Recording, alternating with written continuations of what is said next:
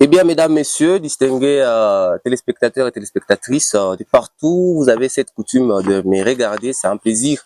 Et je vous aime beaucoup. Aujourd'hui, je reviens encore avec cette grandiose émission que vous avez l'habitude de suivre, mesdames, messieurs, mes amoureux. Donc, je vous aime beaucoup. La Voix de la Jeunesse, une grandiose émission que vous aimez beaucoup.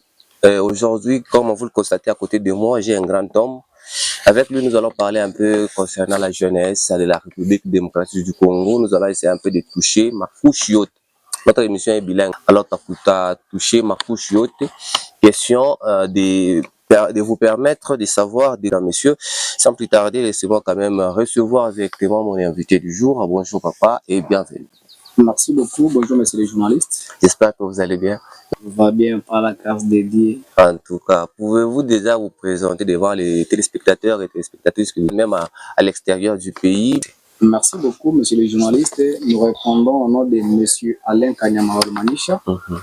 Nous sommes jeunes leaders ici à Kipushi. En tout cas, jeunes leaders ici à Kipushi. Messieurs, nous allons parler un peu concernant les jeunes ou la jeunesse. Comment est-ce que d'abord vous définissez la jeunesse selon vous?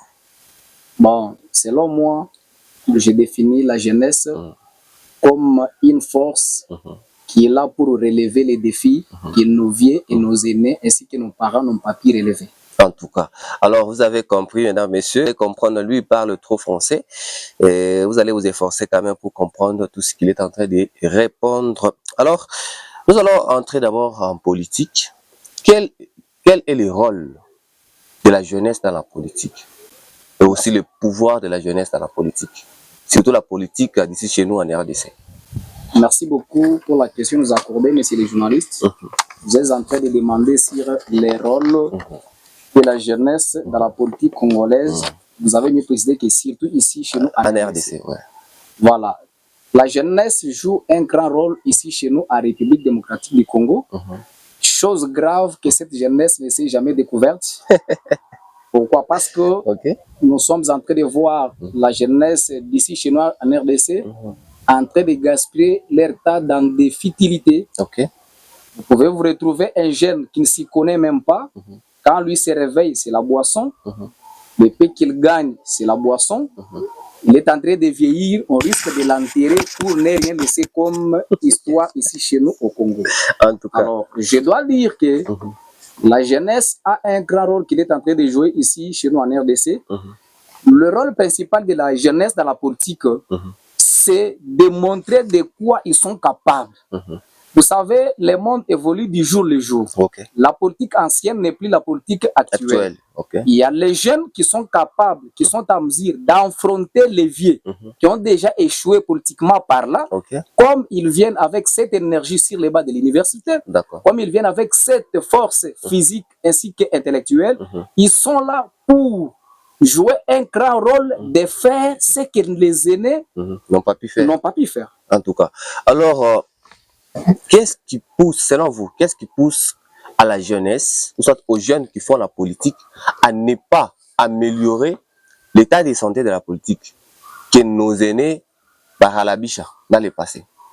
Merci beaucoup. La cause principale qui fait que la jeunesse de la RDC ne puisse pas relever les défis à ce que nos aînés politiques avaient déjà échoué, c'est parce que cette jeunesse ne se connaît pas.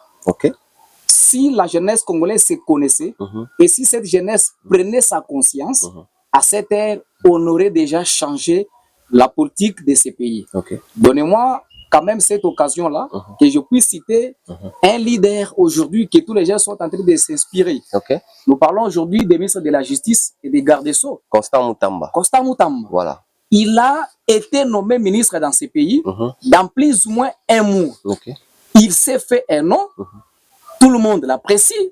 Vous sentez que c'est un jeune.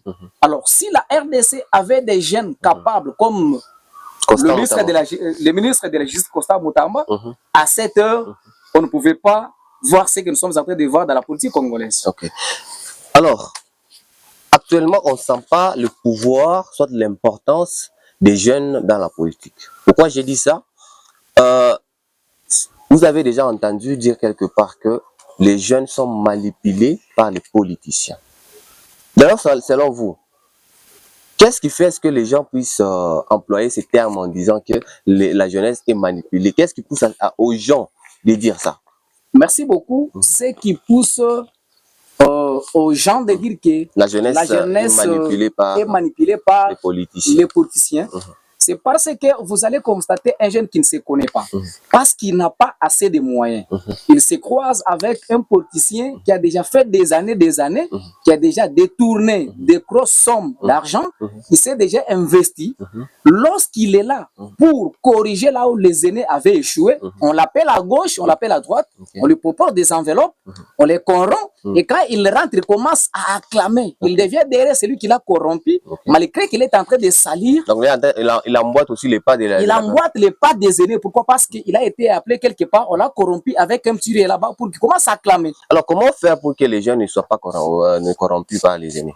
Quelles sont les méthodes, quelles sont les méthodes que vous pouvez appliquer si c'était vous? Quelles sont les méthodes que vous pouvez appliquer pour ne pas être corrompus par les leaders qui ont quand même mal fait la politique? Merci beaucoup, messieurs les journalistes. La seule méthode que nous pouvons utiliser pour que ces jeunes ne soient pas corrompus par les aînés qui ont déjà tout détruit dans la politique congolaise, ils doivent avoir des ambitions. Ils doivent avoir des visions ainsi que des objectifs. Si quelqu'un sait ce qu'il est en train de poursuivre, peu importe la somme colossale d'argent qu'on peut l'amener par un politicien pour qu'il soit corrompu, lui ne verra pas la somme présente, mais il voit ses objectifs. Il a sa vision. Prenons l'exemple toujours de notre référence aujourd'hui que nous avons au Congo, monsieur le ministre Constant Mutamba. Quand il a été nommé, il a dit que vous m'avez vu, j'ai toujours l'ancienne voiture que j'avais. J'ai toujours les anciens habits que j'avais. On m'a suivi par les gens de ces pays pour qu'ils me corrompent avec l'argent, qu'ils m'achètent des villas. J'ai refusé. Quand il est refusé là-bas, ce n'est pas dire que lui n'est pas assoiffé de l'argent ou bien il n'aime pas l'argent. Il a ce qu'il est en train de poursuivre. Il a une vision, il a ses objectifs. Donc, la seule méthode que je peux donner aujourd'hui à la jeunesse congolaise est celle de savoir, quand tu veux te faire corrompre là-bas, sais-tu le pourquoi tu es jeune? Sais-tu ton rôle dans la politique congolaise? Sais-tu ce que les uns et les autres attendent de toi demain dans la politique congolaise? Alors, rentrons d'abord ici chez nous. Ici à Kipushi. Parlons de la politique d'ici chez nous à Kipushi. Oui, monsieur le journaliste. Vous êtes sans ignorer que ici à Kipushi, la politique est gérée par de grandes personnes. Mais il se fait qu'ici à Kipushi, il y a des choses qui se passent, il y a les choses qui se disent, mais nos élus ne s'impliquent pas. Vous voyez? Oui. Nos élus ne s'impliquent pas. Nos élus ne sont pas proche de la population.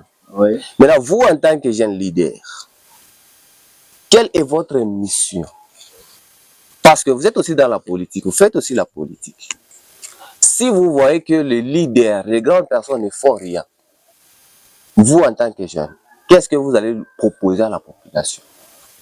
Merci beaucoup. Ce que nous sommes en train de proposer à la population, c'est ce que nous sommes en train de constater ici chez nous à Kipushi, parce que nous sommes tous les habitants de Kipushi. Nous connaissons tous les réalités de ce qui se font à Kipushi. Prenons l'exemple de mon jeune leader politicien, Maître Lebon Sapou. C'est lui quand même ma référence politique ici à Kipushi. Il a les lignes qu'il est en train de tracer aussi pour les jeunes leaders de Kipushi. Administrativement parlant, nous devons écrire aux autorités compétentes. Nous allons réclamer d'une manière qui est reconnue par la Constitution congolaise. Apparemment, il est en train d'écrire, mais tout ce qu'il est en train de faire n'apporte rien. Oui. Il avait commencé là le problème de la marche concernant l'énergie et le manque d'eau potable ici, sans suite jusqu'à aujourd'hui. Hier là, on a lu encore, il a écrit quelque chose là, mais nous voyons les gens en train de dire que ça n'apportera pas de fruits.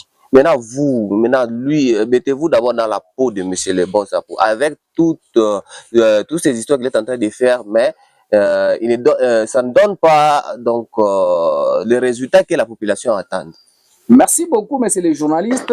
Je sais que la voie choisie par monsieur Lebon Sapou ou maître Lebon Sapou, c'est ça la voie qui est autorisée par la Constitution congolaise. Vous savez, tout citoyen a ce devoir-là de saisir, soit par dénonciation, soit par n'importe quel moyen de saisir les autorités compétentes.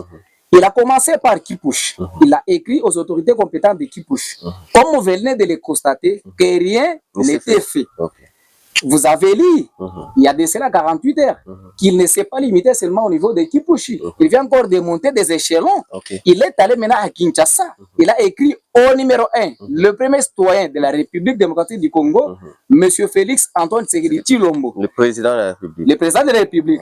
Il a fait aussi copie pour information à la première ministre. Madame Judith Assouline. Voilà. Ainsi que les autres autorités telles que vous avez lu là-bas. C'est comme ça. Donc, quand il a constaté qu'à Kipushi, ça ne produit pas, ou les autorités de Kipushi ne veulent pas faire ou bien ne veulent pas satisfaire la population ou voir la misère de cette population, ainsi qu'il a monté des échelons. Maintenant, nous sommes à Kinshasa. Est-ce que vous pouvez vous imaginer que le président de la République démocratique du Congo sera incapable de résoudre des petits problèmes que nous avons ici à Kipushi? Je vous garantis que cette procédure, pour cette fois-ci, portera des fruits. En tout cas, alors nous espérons que le président de la République puisse un peu s'impliquer dans cette affaire parce que la situation de Kipushi s'empire du jour au jour. Alors, leader, on est en train toujours de poursuivre avec notre émission. Est-ce que aujourd'hui nous pouvons constater que les jeunes ne sont plus influents dans la politique? C'est quoi la cause? Merci beaucoup. Ce qui fait pour que les jeunes ne soient pas influents dans la politique, c'est parce que les jeunes n'ont pas les mots convaincants dans la politique. Vous savez, faire la politique, ce n'est pas seulement avoir des moyens possibles là, mais il faut aussi avoir l'art de convaincre. La population doit d'abord voir qui et pourquoi. Nous devons être derrière X ou Y. C'est à ce moment-là que vous allez vous faire savoir auprès de la population. Avec vos discours, vous allez voir d'abord la vie que nous avons ici à Kipushi. La population souffre de quoi? Qu'est-ce qui ne va pas avec Kipushi? Alors, si vous êtes derrière cette population, vous souffrez avec eux, vous vous rabaissez au niveau de cette population. À ce moment-là, vous allez convaincre cette population et cette population aussi sera derrière vous. Vous serez influent.